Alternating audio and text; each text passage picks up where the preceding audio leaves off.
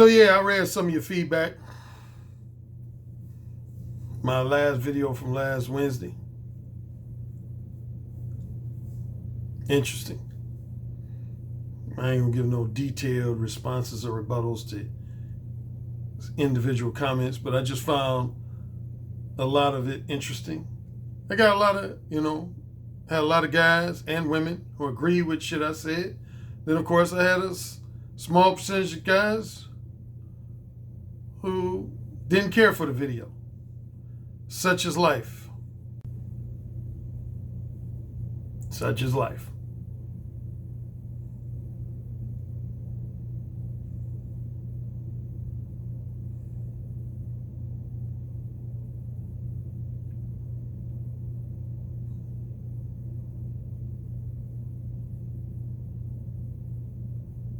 They say the one mark of a genius is when you can take complicated concepts and simplify it so that most people in the general public can understand it. That's what I always seek to do. There's a lot of people on YouTube, though, that do just the opposite. They take simplistic shit and try to overcomplicate it in what they think is some kind of philosophically profound analysis. But it's really just bullshit pontificating. It's just bullshit. I like to simplify shit. There's an acronym related to that I first learned from a college professor. KISS, keep it simple, stupid. KISS, keep it simple, stupid.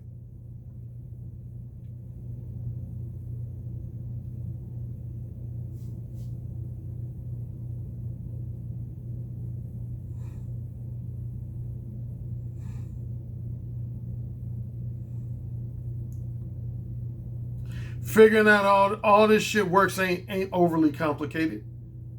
Some people try to overcomplicate shit. It ain't overly complicated.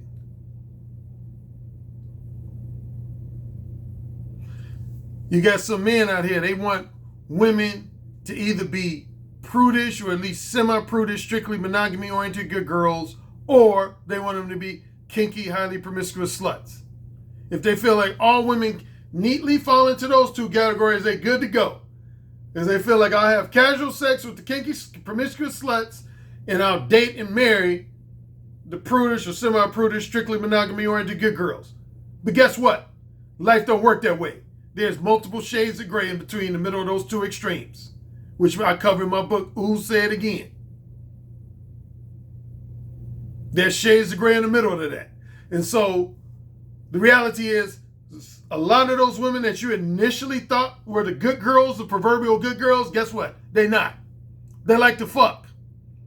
A lot of them like to fuck thugs, bad boys, assholes, jerks, men with money.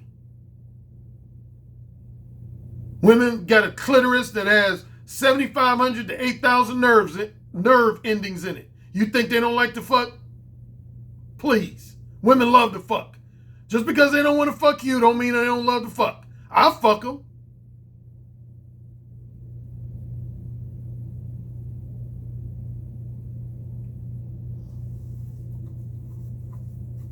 Like Alec Baldwin said to Ed Harris and Glenn Ross, nice guy, good father, I don't give a fuck. I don't give a shit. Go home and play with your kids. I've heard guys say, well, how come I can't put women? I'm a nice guy. Who gives a shit? I'm good to people. Who gives a shit? I pay my taxes. Who gives a shit? I treat people right. Who gives a shit? Who gives a shit?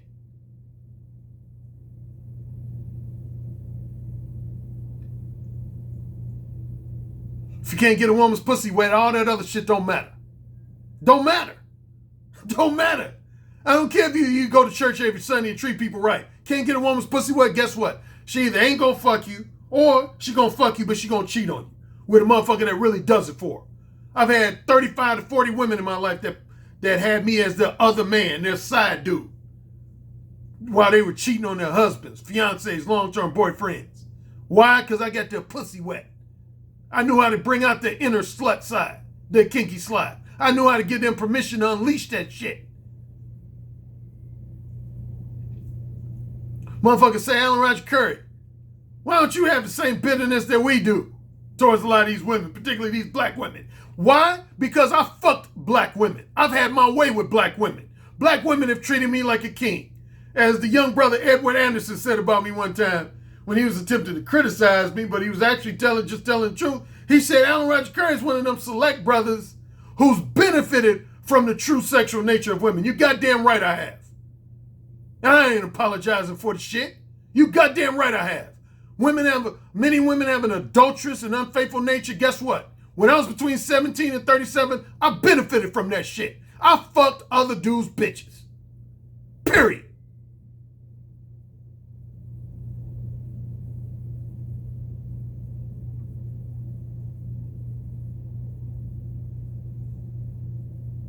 If they wanted to give me some pussy, obviously the motherfucker they was in a marriage or relationship with wasn't doing it for him. He wasn't kinky enough. He wasn't confident enough. He wasn't dominant enough.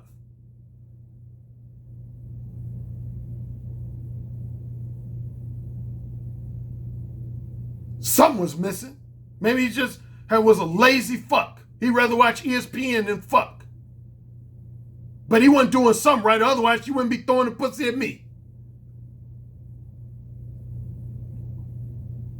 What about bros before hoes? Get real.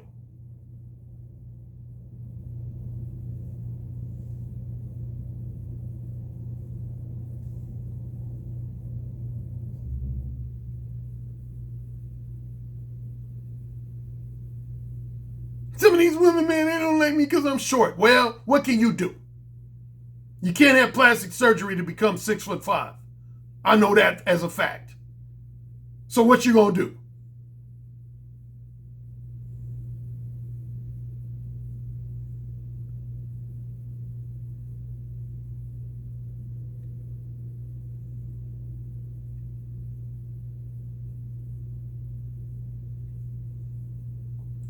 You got some guys out here that are white knights and Captain Saberhoes. I don't care for them.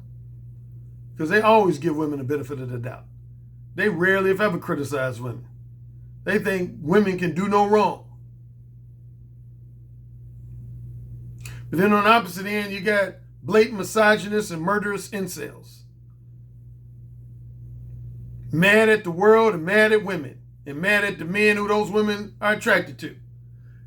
The white people in the manosphere call that Chads and Stacys. Chads and Stacys. They mad that Stacy is fascinated with Chad.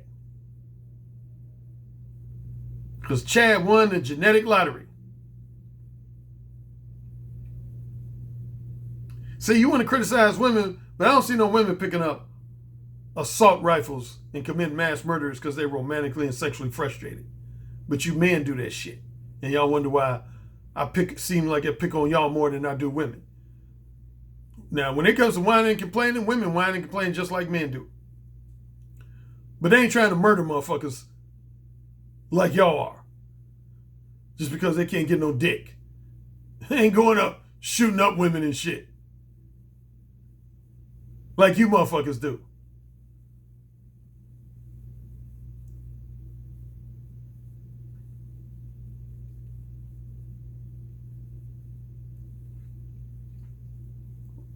And going beyond the realm of dating and relationships. Some guys say, Alan, you sure do put a lot of stock in Wikipedia.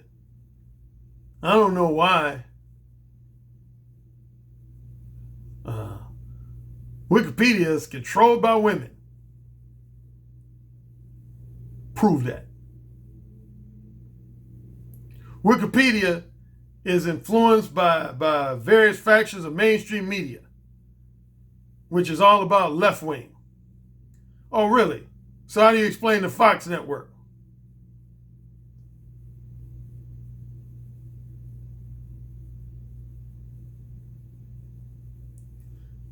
Since I always tell y'all, wake up, y'all need to wake up to this fact. Y'all also want to always undermine the credibility of mainstream media and say mainstream media don't mean shit. Mainstream media is a function of corporate America, and corporate America runs this bitch.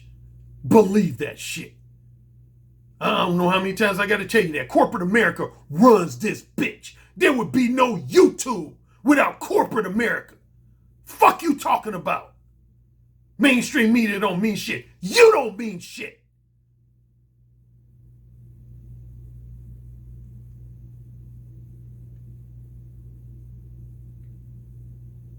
That's who really runs this country, is corporate America. Are you serious? Some of mainstream media don't mean shit. No, in the big picture, you don't mean shit. You think you mean shit because you got 20,000, 30,000, 50,000 YouTube subscribers. Guess what? In the big picture, away from YouTube, that don't mean shit. That don't mean shit to me. I don't give a fuck if you got 75,000 YouTube subscribers. That don't mean shit. In the big picture, don't mean shit. Nothing. Other than to you and your followers, that don't mean shit. My name has been in major newspapers. Has yours? If not, shut the fuck up. My name has been in major magazines. Has yours? If not, shut the fuck up. I've been interviewed on national television. Have you? If not, shut the fuck up. I've been interviewed on broadcast syndicated radio. Have you? If not, shut the fuck up. Match your resume against mine. And then try to talk shit to me. Oh, you motherfuckers talking about I put too much stock in mainstream media and mainstream media don't mean shit. You don't mean shit.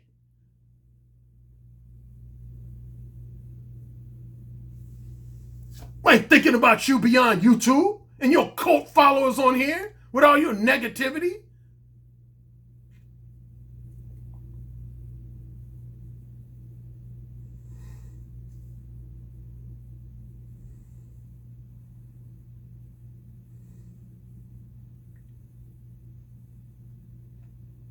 This dating and relationship shit ain't overcomplicated like motherfuckers try to make it seem. Women gonna fuck the motherfuckers who they really want to fuck.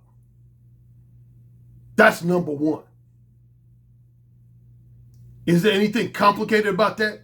Women are gonna fuck the guys who they really, really want to fuck. They're gonna find a way to fuck them. Even if they're married, even if they're engaged to be married, even if they get a long-term boyfriend. If they run across a guy who they really want to fuck, they're gonna fuck him. Unless their social programming is so heavy duty, which would include deep religious beliefs, is so heavy duty that it prevents them from acting on their lustful desires. That's the only thing that's going to stop them. You know, centuries ago, men was doing things like having women wear chastity belts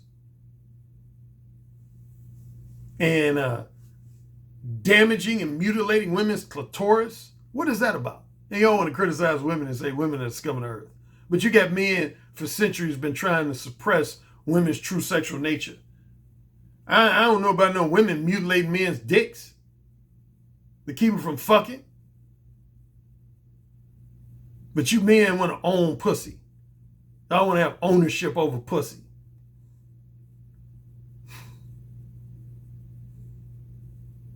Get a therapist.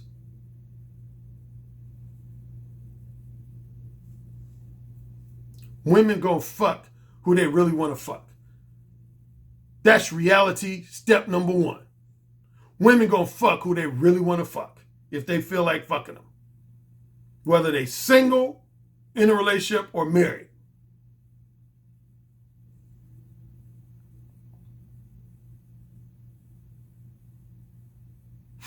Reality number two. At least 2/3, 3/4 of those women who you think are prudish, semi-prudish, strictly monogamy-oriented good girls, they're not. They're not. They fuck too. Just like the sluts and whores, they fuck too. They might not fuck as indiscriminately as the quote-unquote sluts and whores, but they fucking too. Yes, they are. Wholesome pretenders, erotic hypocrites, they fuck too. And I know how to fuck them.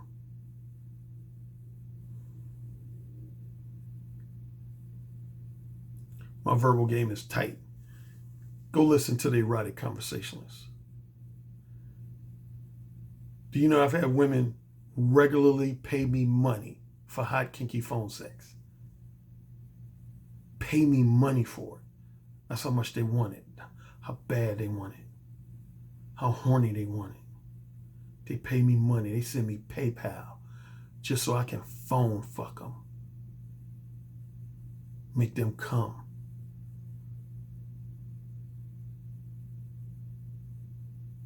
Anybody want to doubt my verbal game? Oh. Say it again. Oh. Women love when I say oh. Say it again. Tell me how much you want to suck my dick. Oh. It's a bad boy you're listening to. And then you got women that don't want to fuck you, but instead of telling you that straight up, guess what? They think you're flattering. They think you're entertaining. They think you're emotionally empathetic. They think you're financially generous. So they're going to spend a number of days, weeks, months, and possibly years pretending, giving you the misleading impression that your lucky day of pussy is coming, when in reality that day is never coming. And of course, I call those women manipulative time wasters. None of that is rocket science, baby. There's women that will waste your motherfucking time and cause you to waste your motherfucking money by giving you the misleading impression that they want to give you some pussy, when in actuality, you don't do shit for them. You don't even come close to getting their pussy wet because you're too flattering, you're too accommodating, you're too lenient, you're too emotionally empathetic, you ain't got no backbone, you're too enamored by women's beauty and sex appeal. You used to being nurtured by your mother, so you want somebody to nurture you. You spoil women, let them get away with all kinds of spoiled and disrespectful behavior. And then later on, you become a misogynist and complain about them and bitch about them because you didn't have the backbone to have your way with them from the first place. You didn't have the backbone to say, bitch, I'm running shit.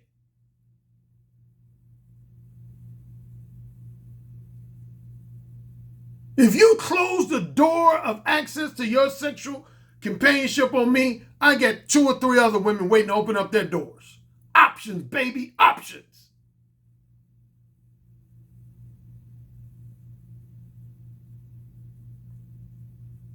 And finally, before I move on to my patreon.com portion, somebody asked me, Alan, why you got so much venom against these black pill guys? Why do you think? It should be obvious, since a lot of y'all like to think y'all perceptive. Those motherfuckers are a threat to my business. Plain and simple. Black pill motherfuckers are a threat to my business. Any motherfucker that's on YouTube or on a popular blog or anywhere and discouraging men from socially interacting with women, discouraging men from pursuing women for romantic companionship, discouraging men from even pursuing women for short-term and long-term, strictly sexual companionship, encouraging men to hate on women. That goes against all my business objectives. I look at you as you're trying to take money out my pocket. You're trying to take money out my pocket, and I don't take too kindly to that. So you're an enemy of mine.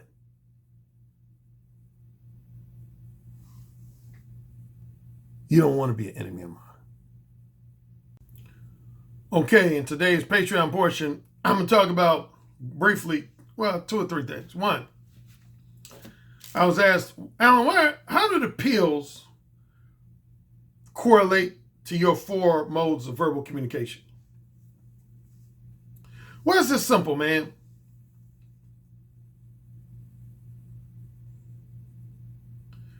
If you blue pill, you ain't gonna never really be motivated to exhibit mode 1. on a consistent basis. Why? Because when you're blue pill,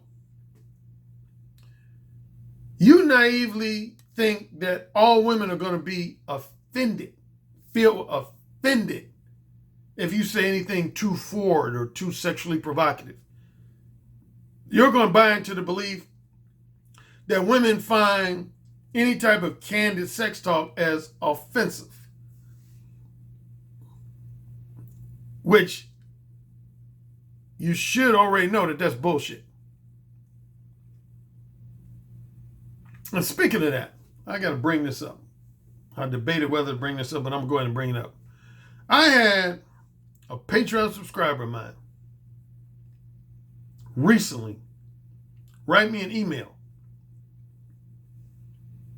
And at first, this person was an enthusiastic Patreon subscriber of mine. But he lives in another country. And I don't know how this country's, I'm not going to say the country, but I don't know how this country's laws work as far as sexual harassment, sexual assault, sexual misconduct, and that type of thing. But without getting too detailed, he wrote me an email saying, Alan, I'm now starting to question if what you're teaching is ethical or legal. Because I recently had a situation where I was Mole 1 hardcore with 3 women in a jogging park. And the next thing I know, one or more of these women were joined by an undercover detective. And I was charged with sexual assault and stalking. And he went on to post some verbiage to me, almost, if not directly, indirectly, blaming his legal issues on me. And basically suggesting that I'm giving guys the wrong advice.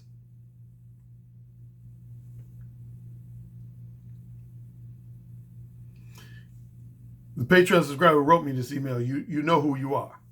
And I got to do this to you. I hate to do this to you, but I got to do it. I don't usually do this on Patreon exclusive videos. Insert dog face here. Man, don't ever try to blame that shit on me.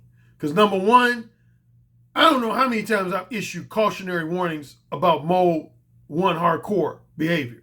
Matter of fact, if you listen to my live streams, most of the time I tell you guys that if you're a novice, if you're fairly new to this whole Mode 1 game, you shouldn't even be trying to use Mode 1 hardcore with women. You should stick to regular Mode 1 or Mode 1.5.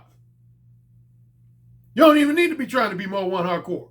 Mode 1 hardcore is for guys who have an advanced level of reading women's body language, signs and signals. Reading women's body language, signs and signals.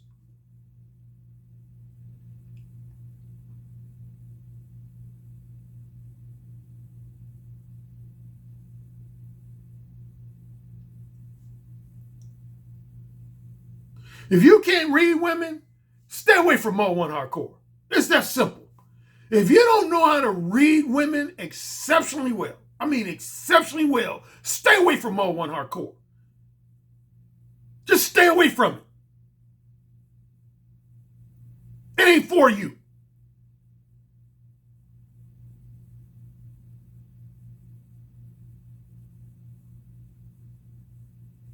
For those new subscribers who might not be familiar with what I'm talking about, I've done a video on this, so I'll post a link to the old video describing the difference. But real quickly, I have 4 variations of Mode 1. Mode 0, Mode 1 hardcore, regular Mode 1 or conventional Mode 1, and Mode 1.5. Mode 0, that's when a woman approaches you first, initiates a conversation with you first, and then you just got to close the deal. You just got to close the deal.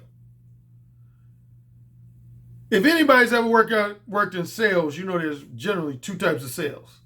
There's what's known as inbound or outbound sales. Inbound or outbound sales. Outbound sales, another nickname for it would be hard sale or cold call sale. Hard sale or cold call sale. What does that mean? Simple terms.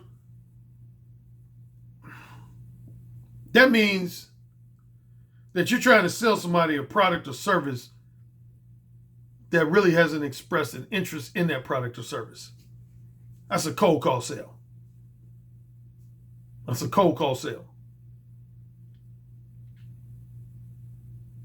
An inbound sale, or what's also known as a warm sale or a lead sale. A lead. If you watch the movie Glengarry Glen Ross, you heard them talking about leads. Leads. We have the Glengarry leads. A lead sale. That means you're selling somebody on a product or service that has already expressed some degree of interest in that product or service. And all you got to do is close them. All you got to do is close them. In other words, get them to actually purchase the product or service. That means you've closed them. Once you get them to actually purchase the product or service, that means you've closed them. Mode 0 is like a warm sale, an inbound sale, a lead sale. By her approaching you and initiating the conversation, she's already letting you know she got some degree of interest in your companionship. You just got to close the deal.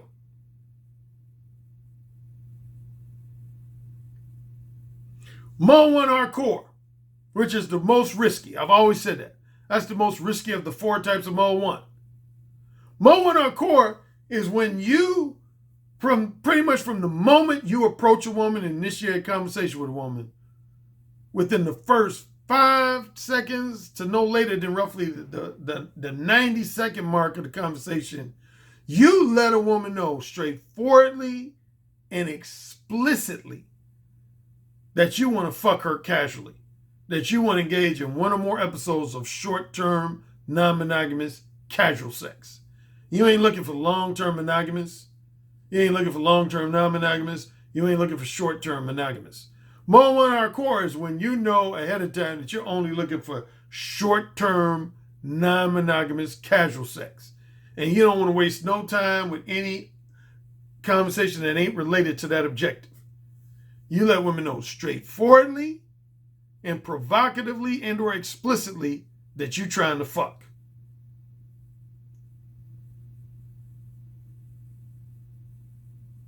Regular Mode 1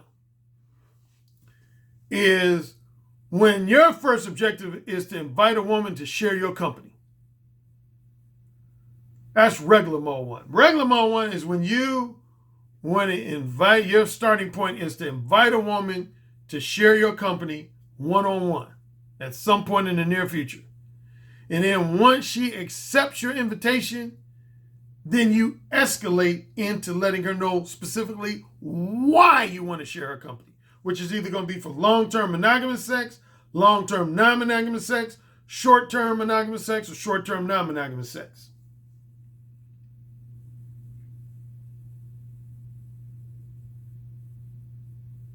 And then finally, Mode 1.5 is essentially the same as regular Mode 1 or conventional Mode 1 with 2 main differences. With Mode 1.5, you don't use any profanity. You don't use any sexually provocative or explicit language. All your language is clean, like G-rated, PG-rated, PG-13. And one other thing with Mode 1.5, you almost put more emphasis on letting women know what type of companionship you're not looking for than the type of companionship you are looking for. So, for example, if your objective was short-term, non-monogamous sex, you wouldn't tell a woman, I'm looking for short-term, non-monogamous sex. What you would say when your Mode 1.5 is, you would tell the woman what you're not looking for. So you would say, I'm not looking for a relationship that's long-term, and I'm not looking for a relationship that's strictly monogamous. That only leaves short-term, non-monogamous sex. If you tell a woman you're not looking for anything long-term and you're not looking for anything strictly monogamous, the only thing that leaves is short-term, non-monogamous sex. So that's the other factor with Mode 1.5 is you tell women what you're not looking for instead of what you're looking for. My older brother Stephen was probably no one person used that approach. I would say probably at least 85 to 90% of the women he approached and interacted with before he met his wife, he would be Mo 1.5. He would always be Mo 1.5 because he doesn't like to use a lot of profanity with women. He doesn't like to use sexually explicit language with women. And he would rather tell women what he's not looking for than what he's looking for. So anyway, man, this is the second time in the last, I want to say, 13 years or so, that I've had somebody try to blame some mishap they've experienced on what I'm teaching. Hey, if you don't know what you're doing, that's why you need to have a one-on-one face-to-face consultation session with me. That's why you need to pay for a one-on-one face-to-face coaching session with me. Because you guys don't know what you're doing.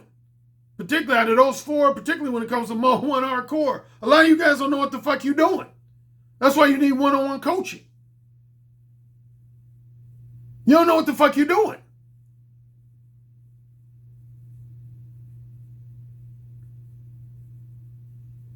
Don't blame no legal troubles on me. I'm offended by that. But anyway, going back to what I was talking about with the pills and my 4 modes of behavior. Yeah, if you blue pill, you're going to always assume that most women don't want you to be straightforward about a sexual advance, your sexual desires, interests, and intentions, particularly as it relates to casual sex. On the flip side, if you black pill, you're going to believe only guys who are exceptionally good looking and have an exceptionally high degree of sex appeal will be able to pull women. And everybody else is just fucked. You're pessimistic as hell. You have a sense of hopelessness.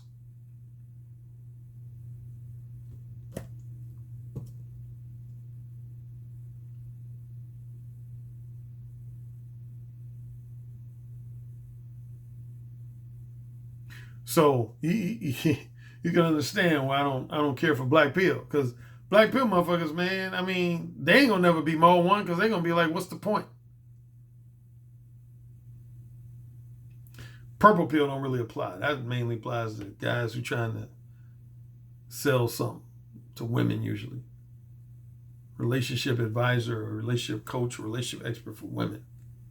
That's the main guys who are gonna be purple pill. Most of my clients either are blue pill or started out blue pill. So I don't have no beef with the blue pillars. I don't have no beef with the blue pillars. But I have major beef with the black pillars. Because again, once you black pill, you get to the point where you don't even believe women are even worth socially interacting with. Now, I don't want none of my followers, clients, and Patreon supporters to feel that way. Because I mean, once you just throw in the white towel and give up like that, my attitude, if you're heterosexual, what's the point of you even continuing to live? I mean, what's going to motivate you to even wake up in the morning? If you're just going to give up on women, what the fuck, what makes you even wake up in the morning? You want to have sex with a sex doll? Or limit yourself to masturbating to internet porn for the rest of your life? Or possibly, tricking with street prostitutes and call girls? Man, I would never live my life that way. Ever.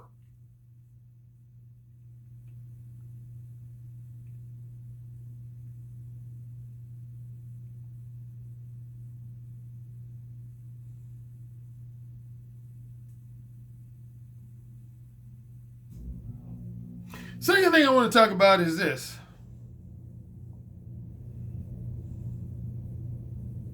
Speaking, this kind of goes back to the blue pill guys who scared to talk about sex because they're scared women are going to be offended. What have I said multiple times?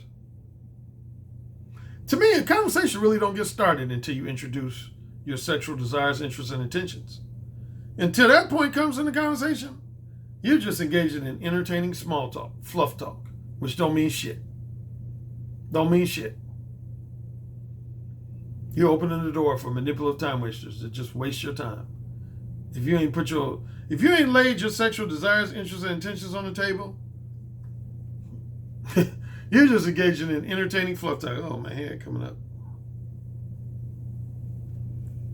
Just got my hair cut about a week ago.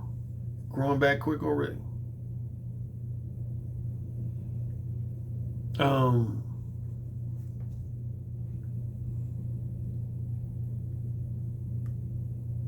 yeah, so there you go.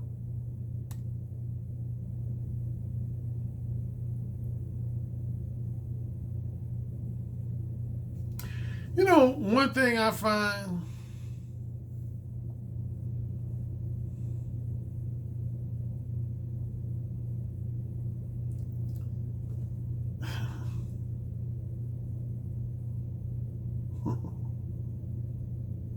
so many of you guys, man, y'all want to try to motivate women to change their behavior to suit you. And with that, man, you're fighting an uphill battle, man. You're fighting an uphill battle, man. Women are who they are, man.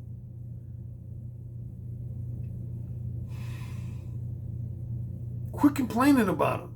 They are who they are. You just got to adapt. You got to adapt. When I say adapt, that doesn't mean significantly change or modify your behavior in order to please and accommodate them. But it means you got to be prepared for whatever they're going to throw at you. Like when you're playing, I don't know, NFL football. You know, the coach prepares the defense to be prepared for whatever the offense tries to throw at them. They don't try to get the offense to change. They just try to be prepared. Because all offense is going to try to throw a wrinkle their way to throw them off.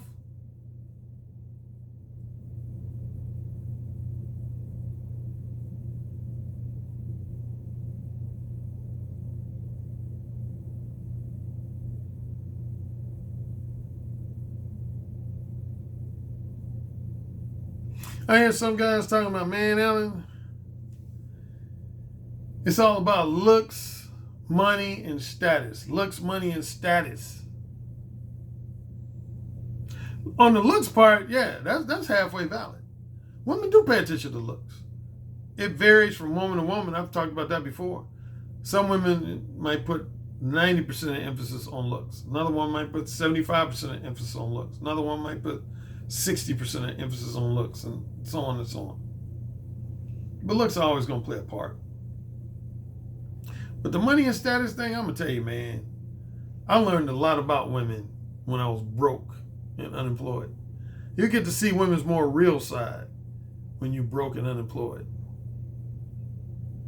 You get to see their more real side. Their real side comes out quicker.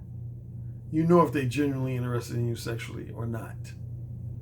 But when you got money, man, they know how to play the role. That's why you got some such great manipulative time wasters out here. They know how to play the role when you got money. But when you broke, women won't hesitate to be more one with you as far as their interest or lack thereof.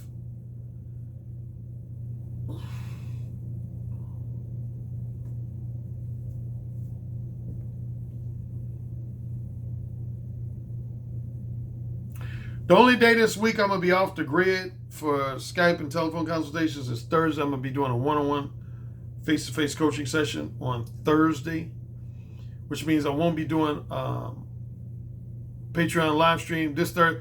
I'm going to do my Patreon live stream next Thursday. Next Thursday. I'm going to do my second Patreon live stream next Thursday. Next Thursday. A week from Thursday will be my second one of the month for my $10 subscribers and up.